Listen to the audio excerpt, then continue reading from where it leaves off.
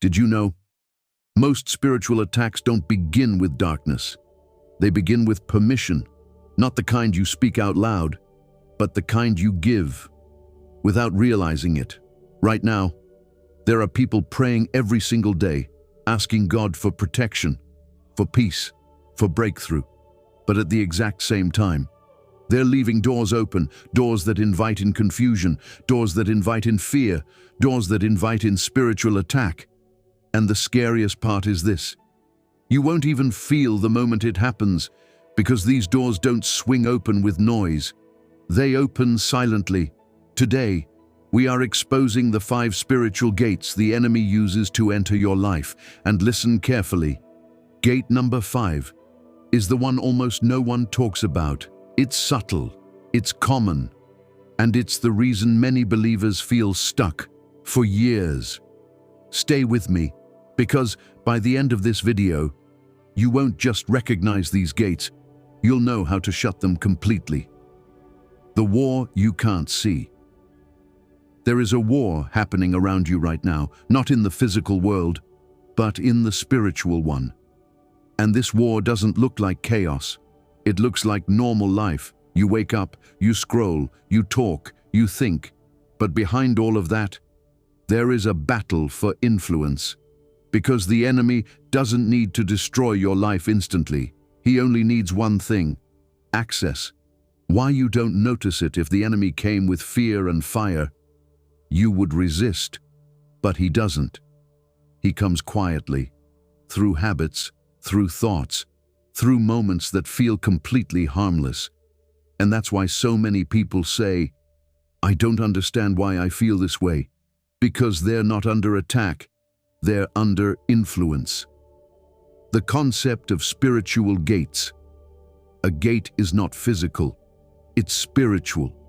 It's anything that allows something to enter your inner world, your thoughts, your emotions, your desires, and once something enters there, it begins to grow. The strategy is not force, it's entry. The enemy does not force doors open. He waits, he watches, he looks for patterns, because patterns become permissions, and permissions become access.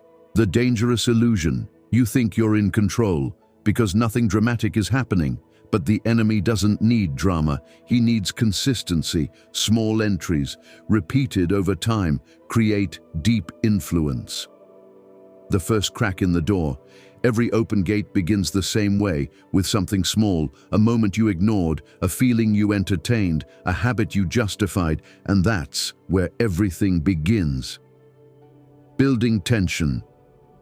But here's what most people don't realize: even if you fix what you see, and even if you fix what you hear, there is one gate that keeps reopening everything else. We'll get to that, but first, let's start with the most obvious one.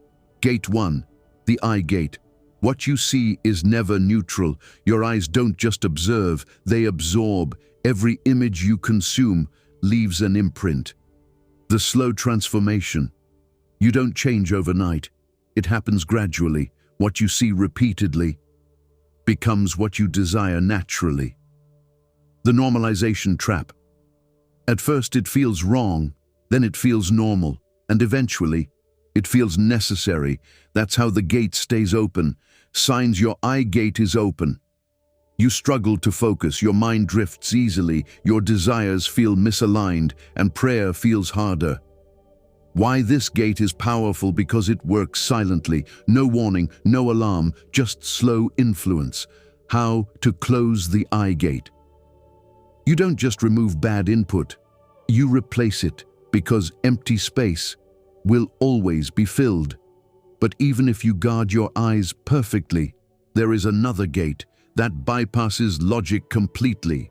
Gate 2, the ear gate. Words enter deeper than images. What you hear stays longer than what you see, because words attach meaning.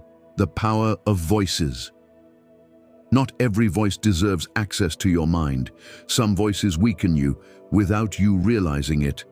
Toxic input disguised as normal gossip, negativity, fear. You hear it so often, it feels normal.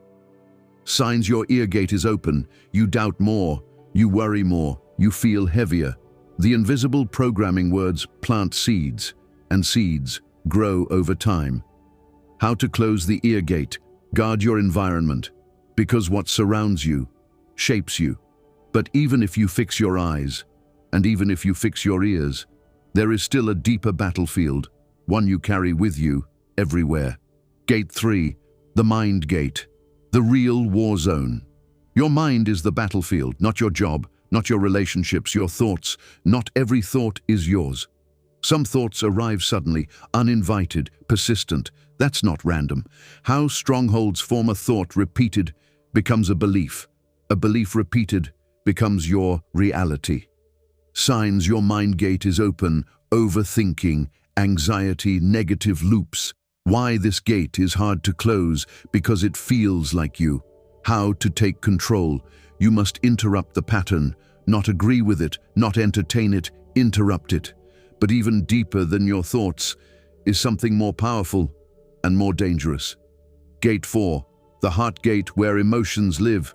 Your heart holds everything: pain, love, memories, and sometimes bitterness, the trap of unforgiveness. You think holding on protects you, but it traps you. How it opens the door. Unforgiveness keeps wounds alive, and open wounds attract attack. Signs your heart gate is open: emotional heaviness, anger, distance from peace. The hard truth: you're not punishing them, you're imprisoning yourself. How to close the heart gate. Forgiveness is not approval, it's release. Now we arrive at the most dangerous gate, the one almost no one notices, the one that silently reopens everything else. Gate 5, the habit gate, the power of small things. Not big sins, not obvious mistakes, just small compromises, repeated daily. Why this gate is deadly? Because it feels harmless, and what feels harmless goes unchecked. Signs this gate is open: you feel stuck. No growth, no progress, just repetition. The system to close all gates: 3 steps: confess, renounce, replace. Every day, consistency closes doors. Right now, be honest. Which gate has been open in your life? Don't ignore it, because what you ignore, you allow, and what you allow will grow. Comment below: I'm closing my gates today. And if you're serious about protecting your spirit, subscribe, because this is not just information, this is protection.